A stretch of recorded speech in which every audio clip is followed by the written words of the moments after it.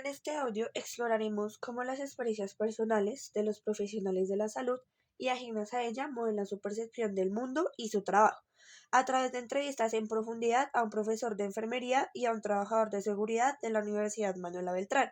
Analizaremos cómo los procesos psicológicos, como la actitud, el prejuicio, la atribución y las representaciones sociales, influyen en la forma en que damos sentido a las situaciones que vivimos. El día de hoy nos encontramos con el profesor Luis Díaz de la Facultad de Enfermería. Esto es una tarea para nuestra clase de psicología. Buenos días, profe. Muy buenos días, Dani, Nicole, Jesús. Gracias por la invitación. Muchas gracias a usted por aceptarla, profe. Nuestra actividad consiste en que queremos preguntarle y saber, su merced, cuántos años de experticia tiene en la labor clínica. Bueno, como profesional llevo 22 años trabajando, y hacia la pregunta, 10 años clínica en un hospital de cuarto nivel, hospital universitario. Ahí estuve por los servicios de medicina interna, urgencias, médico-quirúrgicas, unidad de cuidados intensivos. Sí, señor. Lo que nos compete acá, la serie de tópicos a tratar, pues sería más o menos, si usted nos podría referenciar, ¿cuál considera usted que es su peor caso? Bien, de los miles de casos, porque son muchos, muchos, muchos, pero el que me llama la atención y siempre lo recuerdo es un caso entre un paciente mayor que viola a su niña, intenta suicidarse y en el trayecto del disparo solamente lesiona un paladar duro y superior y sale el tiro proyectil por la alita fosa nasal derecha. Y al otro lado, en la otra habitación, había un niño de 17 años que presentó caída en bicicleta con trauma craneoencefálico. Este señor se salva, no le pasa nada, pero el niño entra a salas de cirugía por una craneotomía y allá se quedó. Entonces eso es lo que más me ha marcado a través de mi práctica profesional.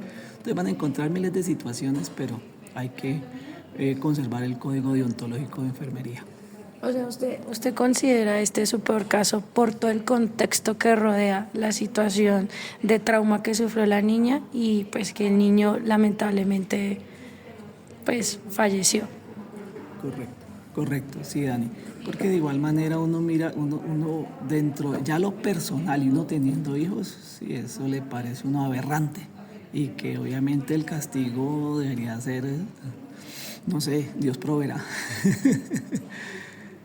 Y su merced, cuando recibe este caso en específico, ¿cómo fue su accionar? ¿Cómo fue ese momento que usted pues obró y pues como usted dice, el código deontológico, su merced una vez lo tuvo presente? ¿Cómo fue la situación? Daniel, el código nos dice que beneficencia no maleficencia. O sea, por encima de todas las cosas, indiferente el caso, género, diagnósticos, situaciones, todo, son pacientes dentro del mismo servicio hospitalario. Entonces ahí es ético y profesional la atención de este paciente, indiferente que uno esté por dentro mordiéndose de la piedra, de la rabia. Bueno, profe, y entonces, digamos, en el caso del o sea, como usted lo segmenta, el caso del padre abusador y el niño, ¿cuáles fueron los diagnósticos que el personal de enfermería les brindó para pues generar todo el procedimiento de atención y demás?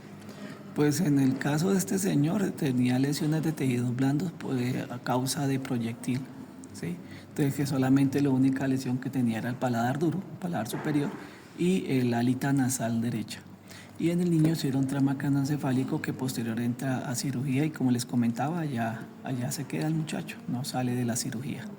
Entonces son dos diagnósticos que encontraba uno con los muchachos. Ahí pues obviamente con estos dos pacientes, ahí pues obviamente con ellos es todos los procedimientos del cuidado, sobre todo las curaciones hacia el señor de la herida por arma de fuego y con el niño pues obviamente mantenerle la hoja neurológica y esperábamos que llegara de cirugía para empezar a hacer todos los procedimientos de curación, si de pronto venía con un catéter ventricular, entonces también para el drenaje de ventriculostomía.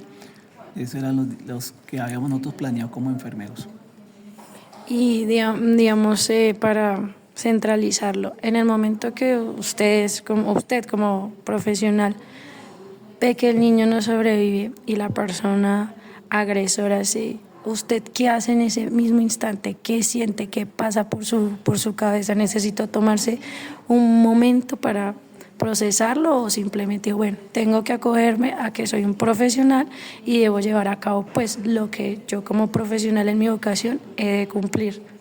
Bien, correcto. Y de entrada, impotencia, sí, porque por la cabeza de nosotros y en caliente pasan cualquier cantidad de diagnósticos y de acciones, ¿sí? Entonces, pues obviamente estamos en la institución, todos son iguales ante la atención de enfermería, ante la atención de salud, pero personalmente una impotencia y mal genio, porque uno quisiera que las cosas tuvieran, sí, como digámoslo así de manera popular, su castigo, su justicia, ¿sí? Entonces, pues obviamente ahí uno no puede hacer nada, porque lo hemos mencionado, el código en todos los beneficencia no maleficencia.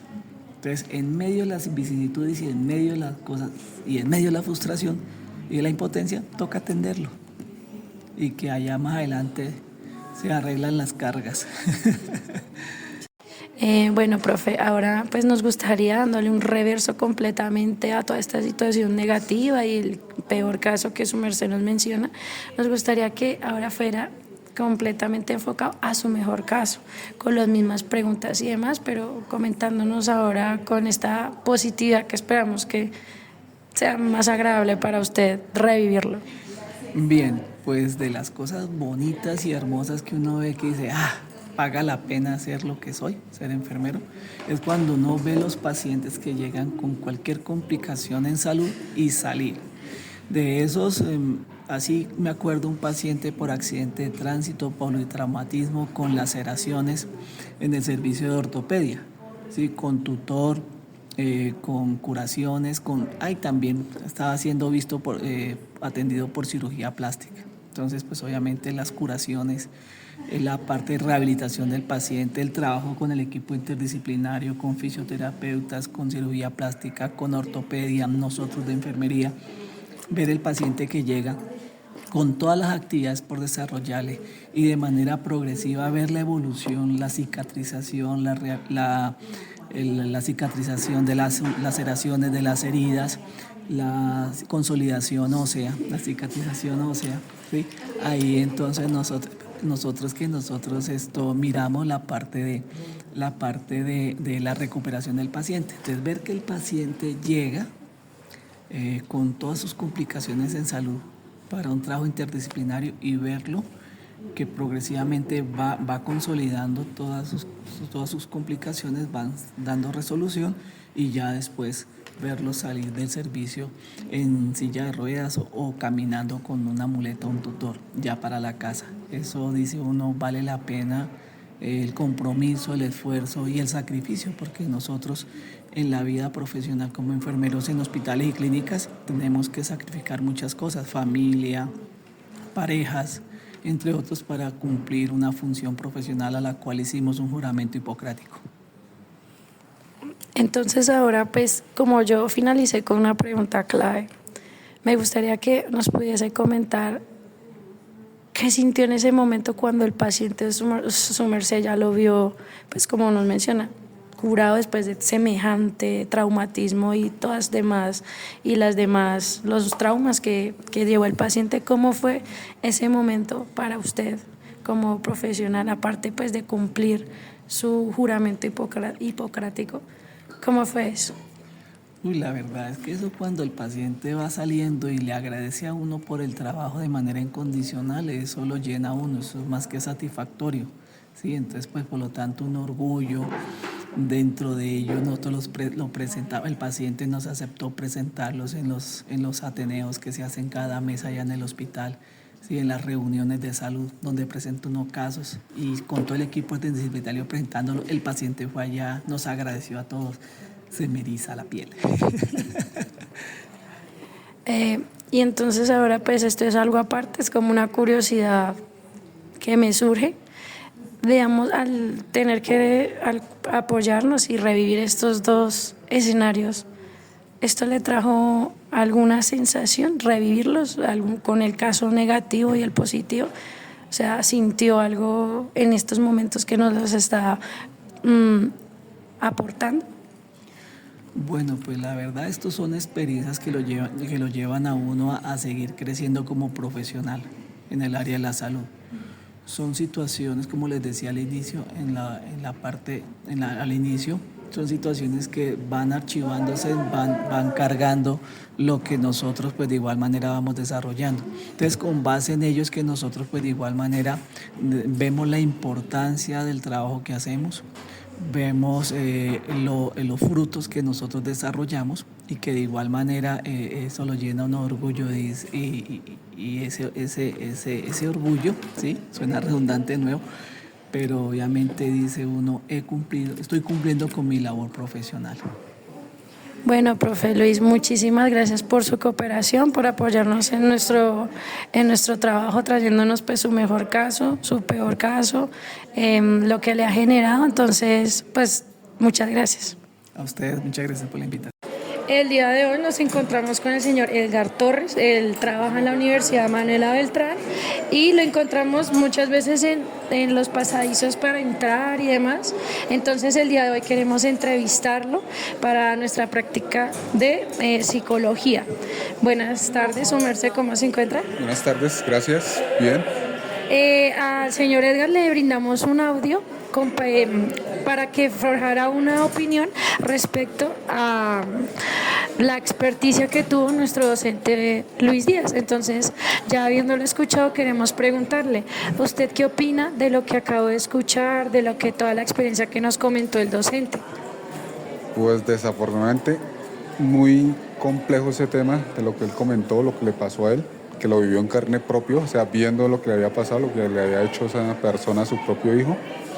Y lo del accidente, no estoy así pero me parece que estén así. Eso prácticamente puede pasar. Lo que pasa es que uno no lo ve a diario, ¿sí? O no lo ve al frente de uno que pasen las cosas, pero eso pasa desafortunadamente.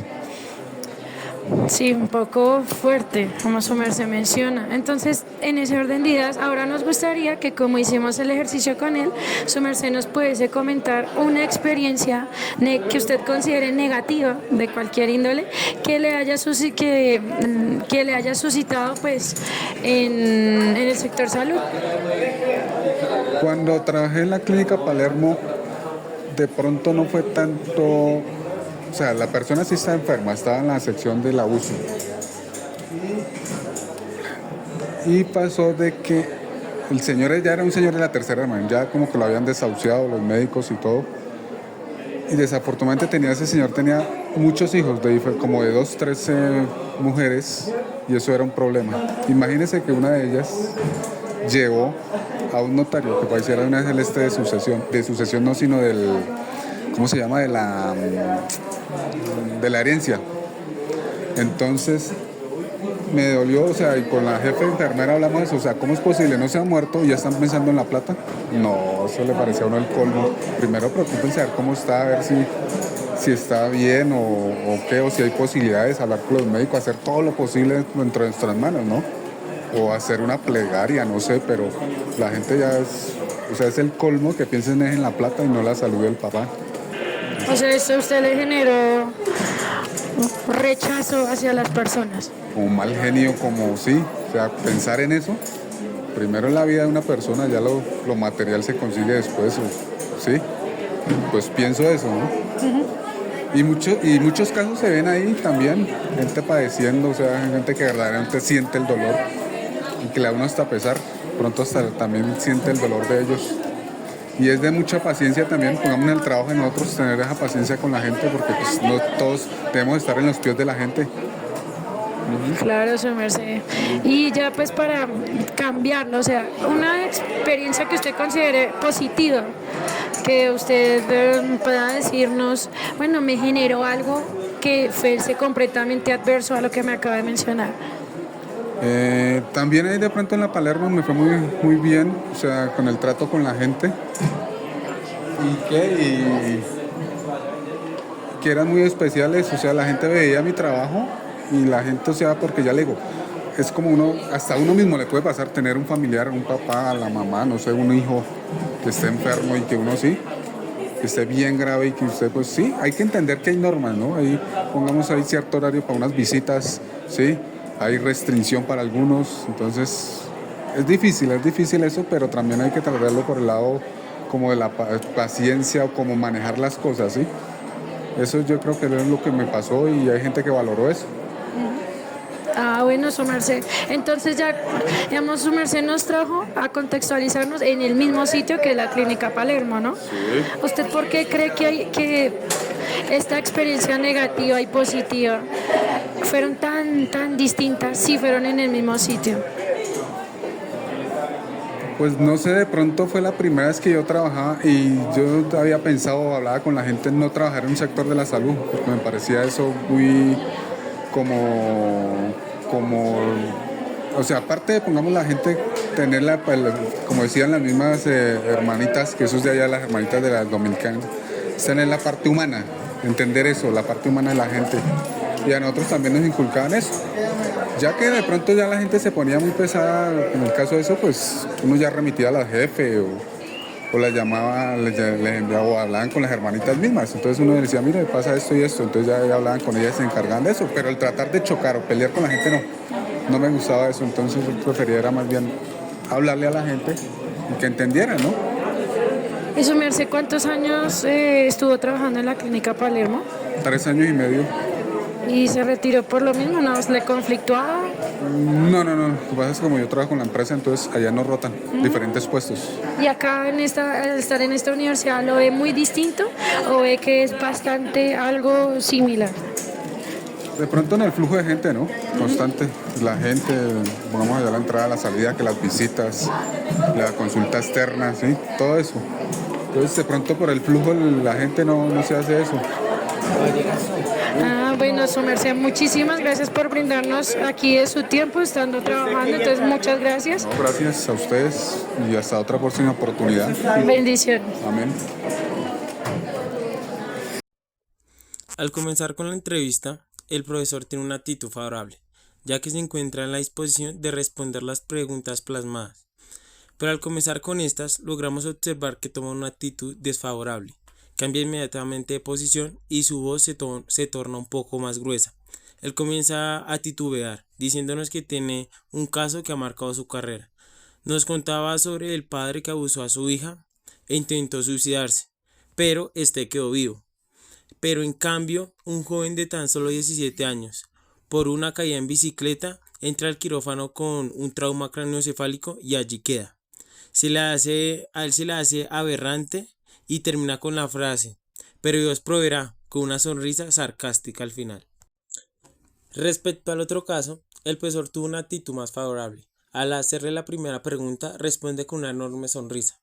Nos dice que de las cosas bonitas y hermosas que se lleva uno como profesional de la salud es ver como un paciente con politraumatismo y laceraciones, después de darle la atención necesaria durante el tiempo determinado, se pueda lograr analizar cómo llegó en un estado grave y luego ver cómo el paciente sale del servicio recuperado. Se siente esa satisfacción, el orgullo de ser enfermero y el poder cumplir con la labor profesional.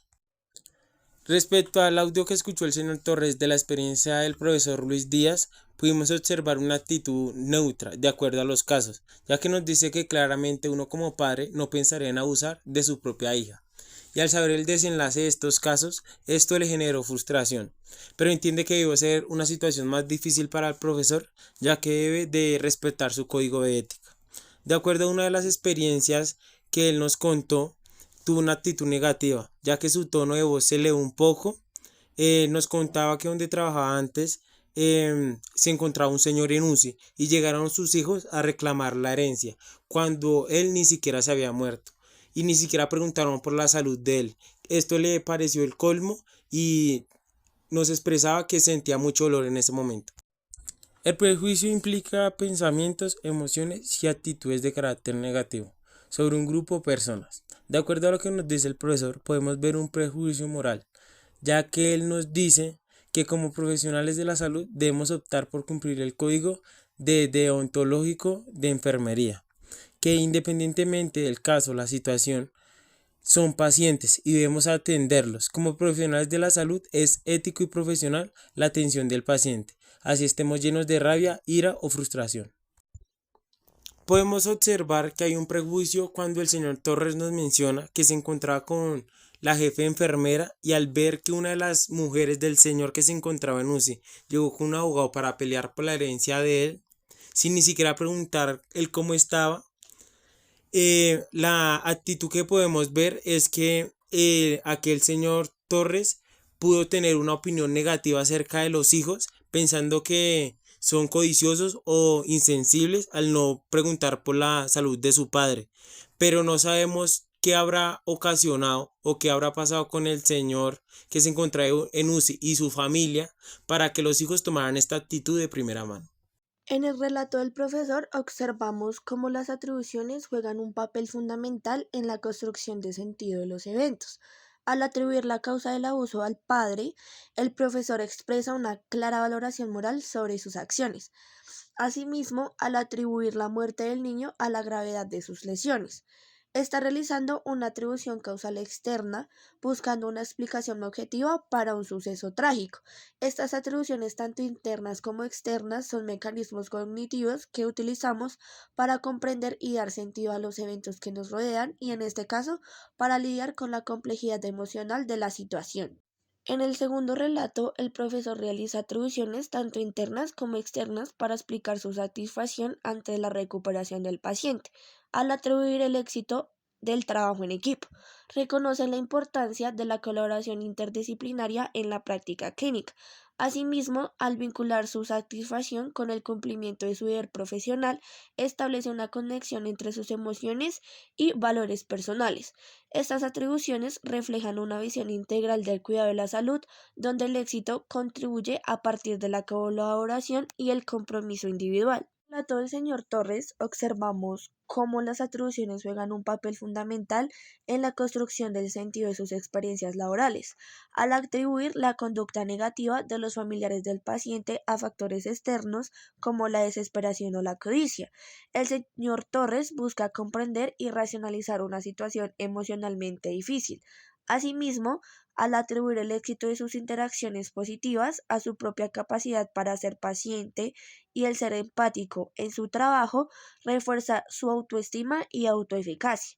Estas atribuciones le permiten mantener una perspectiva equilibrada y afrontar los desafíos de su trabajo.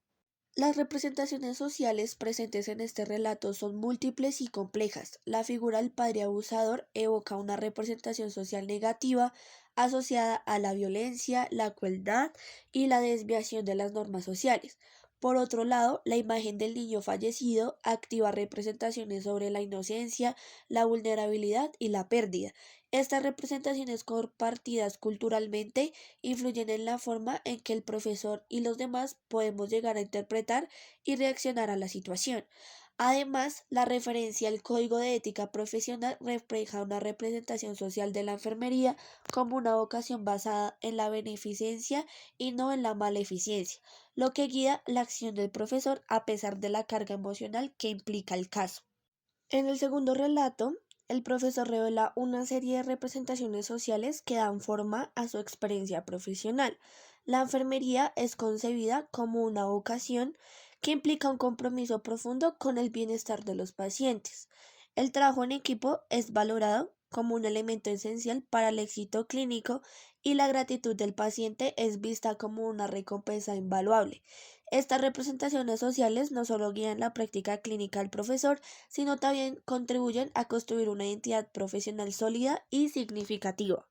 Las representaciones sociales presentes en el relato del señor Torres reflejan una profunda preocupación por el bienestar de los pacientes y una fuerte vocación de servicio.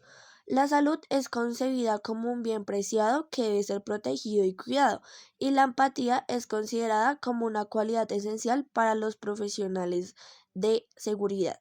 Además, el señor Torres destaca la importancia de trabajar en equipo y de contar con el apoyo de la institución para brindar una atención de calidad. Estas representaciones sociales guían su comportamiento y le permiten encontrar un significado profundo en su trabajo.